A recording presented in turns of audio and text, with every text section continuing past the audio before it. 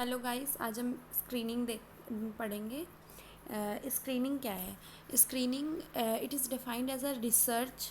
एक तरह से क्या है? रिसर्च है made for detecting the hidden disease. इसको यूज़ करते हैं ताकि जो डिसीज़ जैसे कि लोकली कोई एरिया हमने ले सिलेक्ट किया, जैसे कि ये आपका हॉस्टल है। आप अगर किसी हॉस्टल में रहते हो तो वो एक हॉस्टल हमने सिलेक्ट किया कि यहाँ पे हम देखेंगे लोगों को। हम वहाँ पे अलग अलग तरीके से टेस्ट करेंगे वहाँ के आसपास की डिसीज़ को देख करके कि ये डिसीज़ हो सकती है यहाँ पर। उसके हिसाब से हम उनके अंदर टेस्ट करेंगे और फिर कई बार फिर जो डिसीज़ आएगी वो है मतलब जो ये टेस्ट हो रहे हैं, इस प्रोसेस को, जो टेस्ट किए जा रहे हैं, इस प्रोसेस को हम बोलेंगे screening. Defined as a search, मतलब ये क्या है? डिसीज़ को जो सर्च कर रहे हैं, इस प्रोसेस को हम बोलते हैं screening. Defined as a search made for detecting the hidden disease among apparently healthy individual in the community. Apparently healthy का इसलिए यहाँ पे यूज़ किया हुआ है क्योंकि वो हेल्दी हो सकते हैं, नॉन हेल्दी भी हो सकते हैं। वो डिसीज्ड पर्सन भी हो सकता है और एक हेल्दी इंडिविजुअल भी हो सकता है। अब ये जो स्क्रीनिंग है, अगर हम किसी भी पॉपुलेशन पे करते हैं तो वो दो तरीके से करते हैं। एक, जैसे कि कोई ऐसे एरिया में रह रहा है जहाँ पर कि कोई फैक्ट्री है, बहुत ज़्यादा साउंड पॉल्यूशन हो रहा है या बहुत ज़्यादा एयर पॉल्यूशन हो रहा है, तो वो क्या है? रिस्क फैक्टर वहाँ पे प्रेजेंट है, डिसीज़ का रिस्क फैक्टर प्रेजेंट है। तो उस पॉपुलेशन में तो वहाँ पे क्या करेंगे? हम हिस्ट्री लेंगे, एग्जामिनेशन करेंगे, टेस्ट करेंगे। या तो डिसीज़ डिटेक्ट होगी या तो नहीं डिटेक्ट होगी। अगर डिसीज़ डिटेक्ट होती है तो हमें हमें वहाँ पर क्या करना है? ट्रीटमेंट प्रोवाइड करवाना है। अगर नहीं डिटेक्ट होती तो पेरियोडिकली स्क्रीनिंग करवानी है।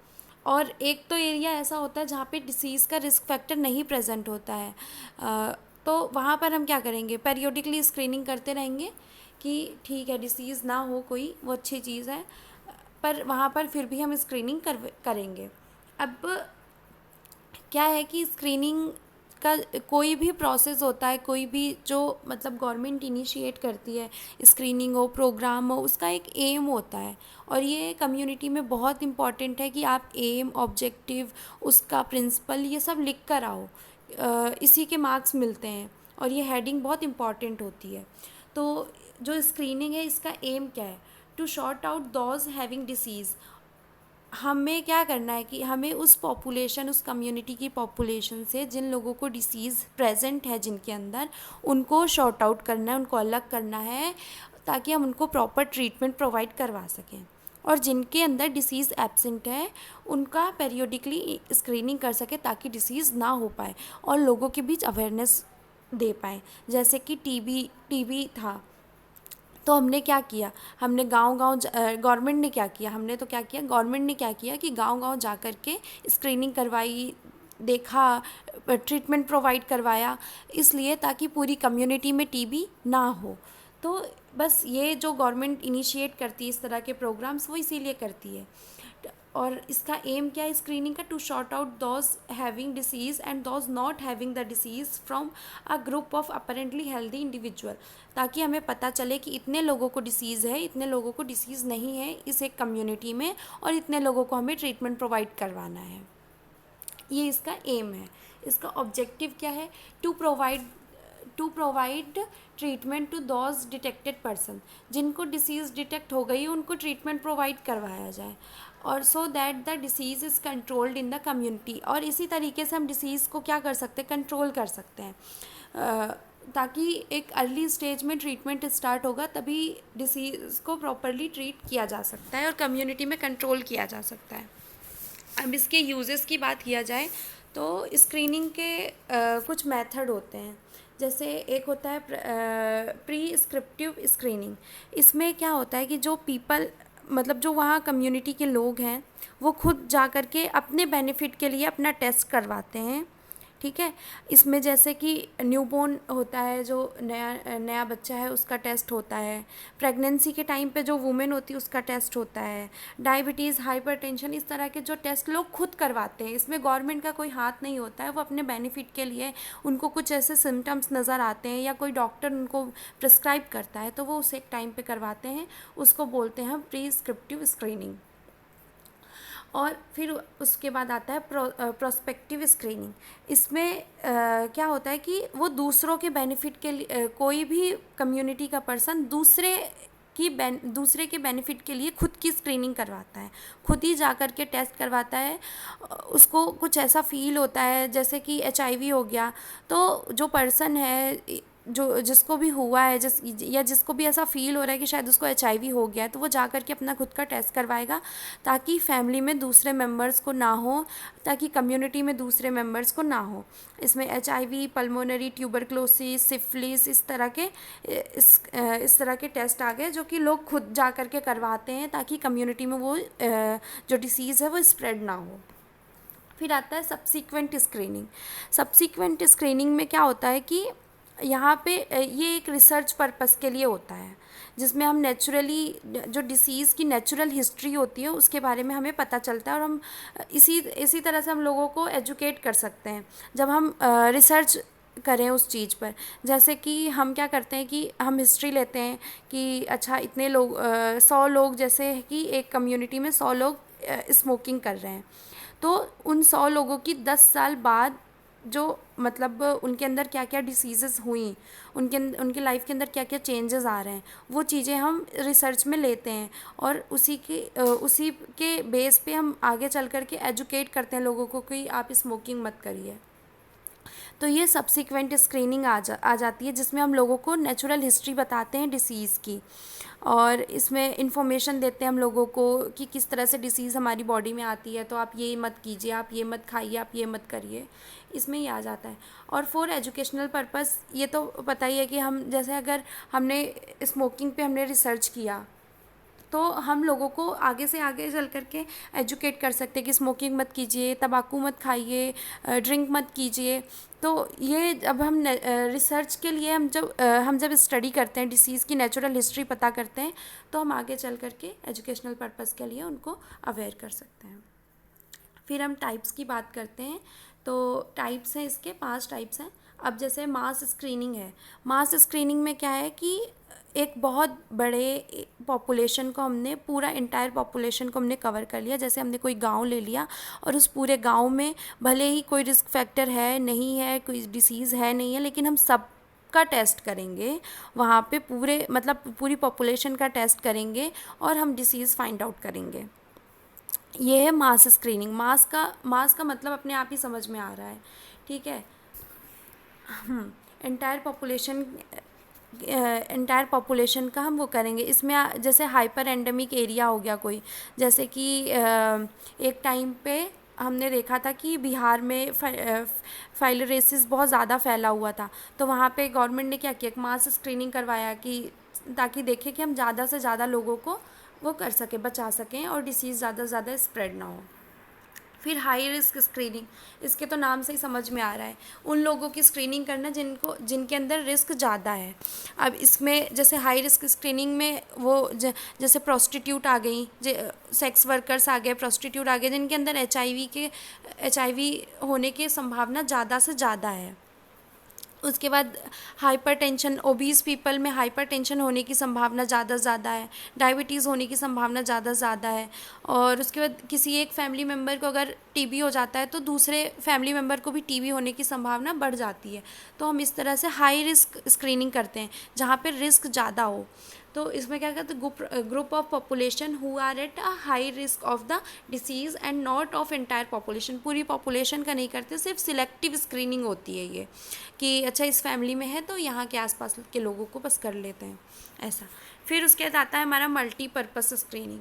इसमें क्या होता है कि हम क्या करते हैं, स्क्रीनिंग करते हैं ग्रुप ऑफ पॉपुलेशन, मतलब एक पॉपुलेशन की स्क्रीनिंग करते हैं, ठीक है, और एक से ज़्यादा टेस्ट करवाते हैं हम किसी एक डिसीज़ को कंफर्म करने के लिए।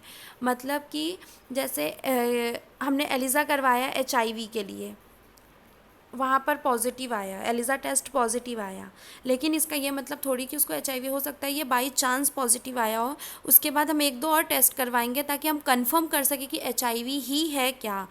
उसमें जैसे सरफेस एंटीजन टेस्ट हो गया, ब्लड ग्रुप टेस्ट हो गया, RS टाइपिंग टेस्ट हो गया, इस तरह के एक दो और टेस्ट करवाएंगे। मतलब कि इस मल्टीपर्पज़ टेस्ट का मतलब क्या है कि जो जिस पॉपुलेशन के अंदर हमने डिसीज़ फाइंड आउट कर ली है, उस डिसीज़ को कंफर्म करने के लिए 2 से 3 टेस्ट एक्स्ट्रा करवाने पड़ेंगे ताकि हम उस डिसीज़ को कंफर्म कर सकें।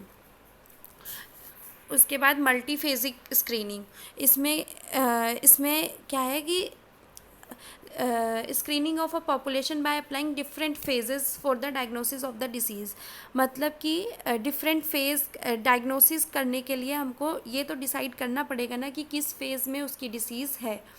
तो वहाँ पे हम क्या करेंगे, एक पॉपुलेशन है जिसकी हमने स्क्रीनिंग की, अब उसके बाद डिसीज़ हमें पता चल गई कि अच्छा ये डिसीज़ है इसको, लेकिन किस फेज़ में चल रही है, किस तरह से किस फेज़ में हमको इसको डायग्नोज करना है, ये हमें तो पता चलना चाहिए ना। तो इसलिए यहाँ पे मल्टीफेजिक, जैसे कि जिनका ग्लाइकोसूरिया टेस्ट पॉजिटिव आता है, ठीक है, अब उनका फास्टिंग ब्लड शुगर लेवल देखना पड़ेगा। फिर उसके बाद इस तरह से करके मतलब कितना है वो, किस तरह का मतलब डायबिटीज़ है या नहीं है, क्या पता सिर्फ शुगर ही एक टाइम पे एक मतलब टेंशन की वजह से या किसी भी चीज़ की वजह से बढ़ गया हो। तो इस वजह से हमको 2-3 बार उनका टेस्ट करना पड़ेगा और फाइंड आउट करना पड़ेगा कि किस स्टेज में चल रहा है, प्री डायबिटिक है, डायबिटिक है या हाई डायबिटिक है, ये चीज़ हमें देखनी पड़ेगी। फिर अपॉर्चुनिस्टिक स्क्रीनिंग, अब इसमें क्या होता है कि कोई भी पेशेंट है वो किसी और चीज़ के लिए डॉक्टर के पास गया, लेकिन उसको पता चलता है कि उसको ये कोई डिसीज़ है। मतलब क्या है कि this is the screening of a patient who consult the doctor for some other purpose, और लेकिन उसको कुछ और ही पता चलता है। केस फाइंडिंग स्क्रीनिंग इसको ये भी बोलते हैं। इसमें उसको अपनी डिसीज़ के बारे में पता चलता है बाय चांस, कोई ऐसा पर्पस नहीं होता है उसका।